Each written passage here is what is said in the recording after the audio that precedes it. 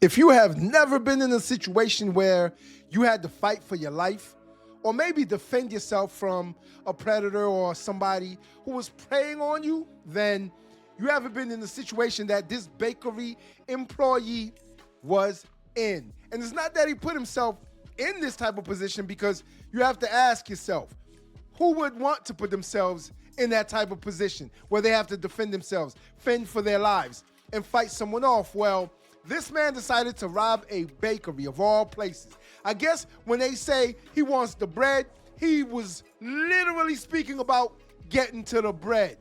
So let's see what happens when this man assaults a bakery employee while trying to rob the place. Before we get into the video though, I need y'all to do 3 things for me. Hit that subscribe button, hit that like button, and share this video so someone else can do the very same thing. And without further ado, let's see what this robber has to say for himself after he gets caught. Now.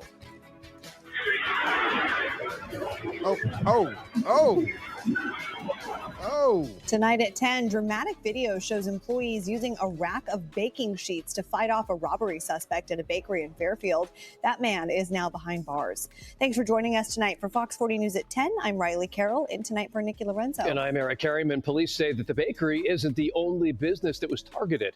Fox 40's Dennis Shanahan reporting from Fairfield after speaking with some of the employees who fought that man off.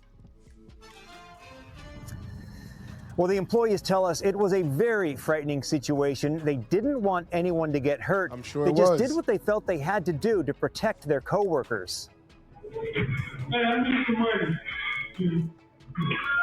Now, before we get into the video, I have to say that I understand exactly what they mean by defending their coworkers. Because sometimes, if it's 3 of y'all, 4 of y'all, 2 of y'all, trust and believe, it's better than just one person. So it's better to fight someone off for someone else's life versus money. I always say, give them the money.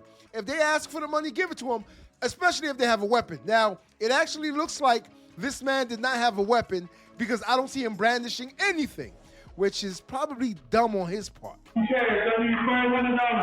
A few minutes after 8 o'clock Sunday morning, video shows this man walking into Little Maya Bakery in Fairfield demanding money. He walks behind the counter to the cash register. The woman at the counter calls toward the back of the bakery for help. The man becomes increasingly agitated as other employees try to intervene. He briefly walks away and says he's going to get a knife. He walks back to the register and shouts. Whoa, wait a damn minute. You mean to tell me that you mean to tell me this man walked in to Little Maya's Bakery with no weapon? Nothing at all. Then he grabs a flower pot as a weapon. Then two other employees come outside, 2 men.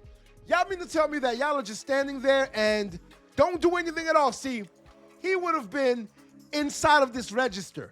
Yeah, and I'm serious. He would, as soon as I knew he didn't have a weapon, well, first of all, I would have armed myself with a weapon anyway, which to me is very surprising that these 2 men did not do that. And a lot of people are going to say, well, I mean, their adrenaline was probably pumping, which it happens. You're not thinking clearly, which it happens, because while you're in the heat of the moment, shit races through your mind. You're only thinking about survival. You're only thinking about making it out of this point. Trust and believe, I've been in situations like this. And when I say situations, not just one situation. So I know and I understand exactly what's going through your mind whenever you're facing anything like this. But you also have to remain calm and think logically, because the first thing you should have done, especially if you're working in the bakery and you're coming from the back, grab a weapon. Even if you don't show this man that you have a weapon, grab a weapon. Then you can assess the situation and what type of force you need to use according to how he is reacting, according to his actions. But then y'all allow this man to say, let me go grab a knife from the back. Hold on a minute. Yeah, I don't understand that part. Magdaleno and Miguel are 2 of the employees you see in the video. Through a translator, they described for us what the ordeal was like from where they stood.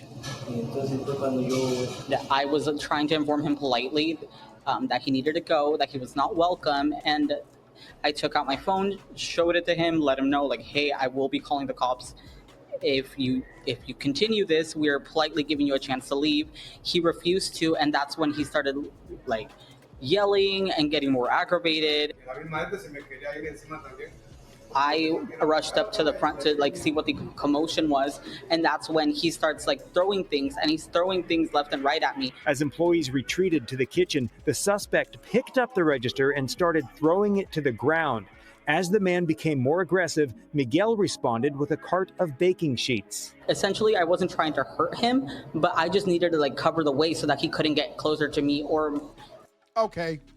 I'm going to get into the video, but I had to stop it once he said I wasn't trying to hurt him. You mean to tell me this man he's high on drugs? He's clearly high on drugs, and we can clearly see this. We know this. He could have done something to any of y'all. He could have deleted, yes, one of y'all for the little bit of cash that y'all may have in this register, but you're telling me that you thought about not hurting him. That's what was going through your mind during this entire altercation, not hurting him. Are you serious? This is the reason why some people get hurt. This is the reason why some people get hurt. And this is the reason why some people, they get more than hurt. We end up having to do what? We end up having to go down to the morgue and visit them there. Because for you to think that you don't want to hurt him, you better put this man through the ground. That's exactly what these men should have done. And I see the size difference.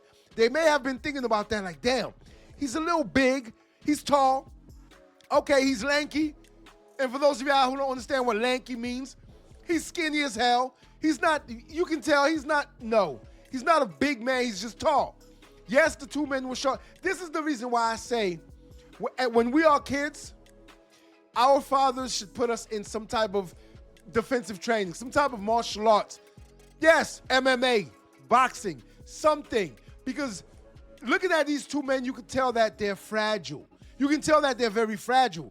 And whenever you're fragile as men like this, other men like this will do what? They will prey on you. This is the reason why you have bullies, and this is the reason why bullies know exactly who to pick on. Our coworkers. Eventually, he seemed to just get exasperated and just kind of like threw his arms up, screaming, and then just decided to leave. He's exhausted. Before his final exit, the suspect threw the tip jar toward the kitchen. In the end, nobody was hurt, and a suspect was arrested. Fairfield police say they found 35-year-old 𝗕𝗢𝗄𝗏 nearby and connected him to this and other crimes in the neighborhood, including a commercial burglary. He faces several felony charges. Honestly, we do feel more relieved just knowing that, at least he's likely not to come back. The bakery employees say it's also a good feeling knowing their actions may have saved their coworkers from getting hurt, but they hope to never go through something like this again. It was completely unexpected. It was a giant scare. Honestly, we were all really scared at that moment. Suspect 𝗕𝗢𝗄𝗏 is scheduled to appear in Solano County Superior Court tomorrow in Fairfield. And you know what? It's crazy to me that this man, based on the laws in this city, based on where they live, based on who's in power, who's in government there, this man will be out in no time. He'll be out in no time. Because in some states, it's, not even prison. Jail is a revolving door. You go through the system, they fingerprint you, take your mugshot, the judge speaks to you about not doing it again, then they let you out. They can clearly see or tell that you are mentally ill. They can clearly see and tell that something is wrong with you. You're probably on drugs. He's probably high as hell, because they're going to show them this video as evidence.